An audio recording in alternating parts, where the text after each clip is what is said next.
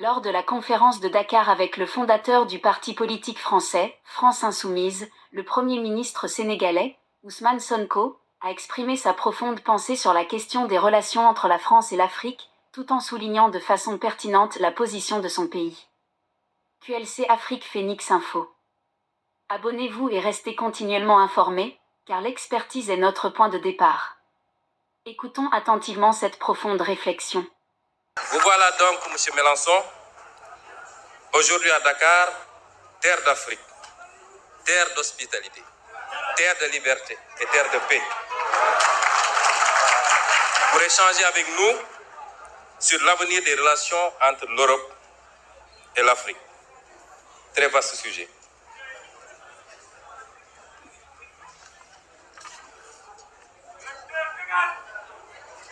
Cette relation que j'ai décrite plus haut, jusqu'à présent, s'est passée comme nous connaissons. D'abord, par le passage à la douloureuse épreuve de la traite négrière. Ensuite, la colonisation que nos pays ont vécue. Et aujourd'hui, ce qu'il est convenu d'appeler entre guillemets la néocolonisation. Beaucoup plus vicieuse, beaucoup plus pernicieuse, mais beaucoup plus impactante certainement sur le sort de nos populations. Et pourtant, nous y avons presque cru lorsque le président Macron déclinait la nouvelle doctrine africaine de l'Élysée. Cette nouvelle doctrine qui devait consister au refus de tout soutien politique à des régimes autoritaires et corrompus. Ce n'est pas ce qui s'est passé au Sénégal. Malheureusement, l'Occident et l'Europe, très promptes à donner des leçons et à se mêler de tout, ne se mêlent pas de tout avec les mêmes principes. Je m'en veux pour exemple ce qui se passe aujourd'hui dans les pays du Sahel. On a tout fait de condamner, d'exclure, de mettre des embargos. Ce que nous condamnons nous-mêmes. Il est inadmissible que des Africains fassent l'objet de condamnation, on peut comprendre, mais qu'ils fassent l'objet d'ostracisme et d'exclusion en terre africaine, ce n'est pas admissible. Aujourd'hui, l'Europe a ses propres problèmes avec des pays qui se disent adeptes de l'illibéralisme et qui ne respectent pas forcément les règles de l'Union européenne. Ce n'est pas pour autant que ces pays sont mis sous embargo ou que les subventions européennes sont coupées. Pourquoi faudrait-il que des problèmes politiques en Afrique soient réglés par les Africains sur commande extérieure en s'attaquant à des pays frères et à leur population surtout? Nous ne pouvons pas l'accepter.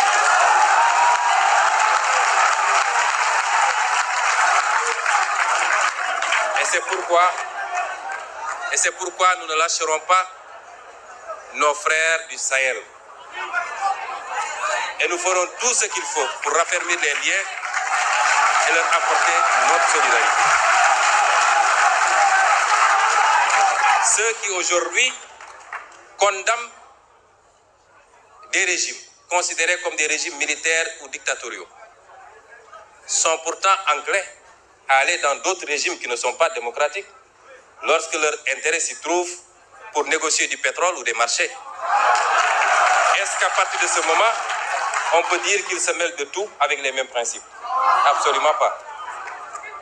Les problèmes internes au pays doivent être réglés par les citoyens de ces pays. Certes, il y a eu des coups d'État. Et certes, personne n'encourage la commission de coups d'État. Mais je refuse d'être ceux qui analysent les symptômes et qui refusent d'analyser les causes réelles.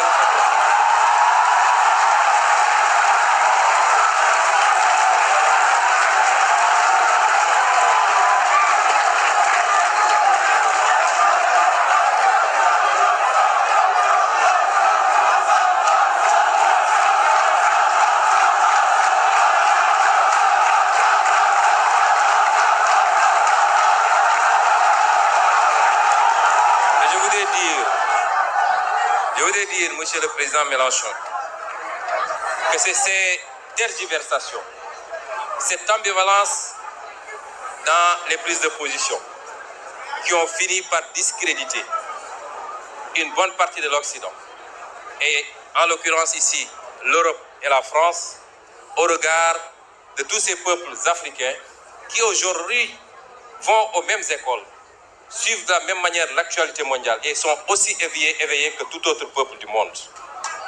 Et cela a fini par déteindre très négativement sur les relations entre l'Afrique et l'Europe.